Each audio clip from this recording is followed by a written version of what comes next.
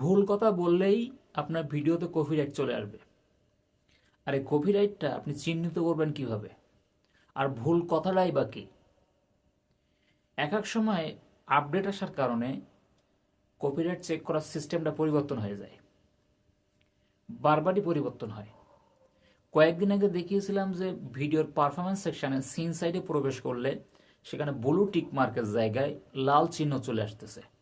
মানে ভিডিওর performance check করার জন্য আমরা যেখানে প্রবেশ করি সিন সাইডে, কতগুলো ফলোয়ার দেখলো, কতগুলো নন ফলোয়ার দেখলো, ভিডিওটার অ্যাভারেজ ওয়াচ টাইম কত, টোটাল ডিটেলসটা দেখার জন্য যে ইনসাইডে প্রবেশ করি, সেই ইনসাইডে প্রবেশ করলেই সেখানে লাল চিহ্ন দেখা যেত। কিন্তু আরও একটা নতুন আপডেট দিয়েছে, আর এই নতুন আপডেটের ফলে সিস্টেমটা আবার পরিবর্তন হয়ে গেছে। আমি আমার ভিডিওতে একটা স্ক্রিনশট দেওয়া আছে, আপনারা দেখতে পাচ্ছেন। আমি একটা ভিডিও করেছিলাম, যে ভিডিওটা ফানি ভিডিও। প্রথম চান্সে বলেছি যে কথা বলার ভুল হলেই একটা কপিরাইট সমস্যা কিংবা একটা ইস্যু আসতে পারে, ভিডিও শুরুতে বলেছি। এবং চিহ্নিত করবেন কী করে সেটাও বলতেছি। এখন আমি একটা ফানি ভিডিও দিয়েছিলাম, যেখানে একটা ট্রেন লাইনে একটা প্রিয় ভাই কাজ করতেছে, আর পেছন থেকে কয়েকজন ভাই ট্রেনের মতো সামনে একটা বগি সিস্টেম করে নিয়ে আসতেছে হরেন বাজাতে বাজাতে। তা প্রিয় ভাইটা সেখানে একটু ভীত সন্ত্রস্ত হয়ে দৌড় মেরেছে।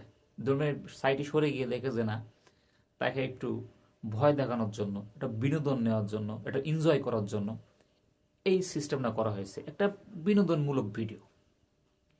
কিন্তু আমার উপস্থাপনাটা ছিল একটু ভিন্ন রকম, যদিও সেটা আমি বিনোদন হিসেবেই নিয়েছিলাম। কিন্তু আমি সেখানে কি করলো ভাই, ভাই এমন কাজটি কেন করলো, মানে এমন কথাটা একটু অন্যরকম হয়ে গিয়েছিল। যার কারণে ফেসবুক একটা ছোটোখাটো ইস্যু দিয়েছিল। আমি প্রশ্ন করেছিলাম যে আমার এই ভিডিওতে ইস্যু আসার কারণটা কি। সেখানে তারা আমাকে শিওর করেছে যে আপনার ভিডিওতে কোনো সমস্যা না, আপনার কথা বলায়ও কোনো সমস্যা না। তবে হ্যাঁ, এই কথা বলার সময় আর একটু ভালো করে বুঝিয়ে বলতে হতো। যেখানে একটা প্রিয় ভাই ট্রেন লাইনে কাজ করতেছে, পেছন থেকে তার কয়েকজন বন্ধু বিনোদন নেওয়ার জন্য একটা ট্রেনের মতো একটা জিনিস নিয়ে এসে তাকে একটু ঘাবড়ে দিয়েছে, আর ঘাবড়ে দিয়ে তারা এনজয় করতেছে। যদিও তারা এনজয় করতেছে, তারপরেও কাজের সময় এইভাবে ডিস্টার্ব করা উচিত না। এভাবেতে করে আপনাকে খুলে মেলে বলতে হতো, কিন্তু আপনি তা বলেন নাই। আপনি শুধু বলেছেন যে ভাইয়ের সঙ্গে একটু দুষ্টামি করলো তার প্রিয় ভাইয়েরা, তার বন্ধুরা, আর এই বিনোদনটা আপনাদের কেমন লাগলো। আমি এমনভাবে বলেছিলাম। আমাকে শিওর করলো যে আপনি কথা বলার সময় সেটা আরও ভালো করে বুঝিয়ে বলবেন। আর ভালো করে যে বুঝিয়ে বলেন, তাহলে আপনার সেই ভিডিওতে কপিরাইট কোনো সমস্যা থাকবে না এবং কোনো ধরনের ইস্যু আসার সম্ভাবনা থাকবে না। আর কপিরাইটটা কীভাবে রিমুভ করতে হয় অবশ্যই আপনারা জানেন।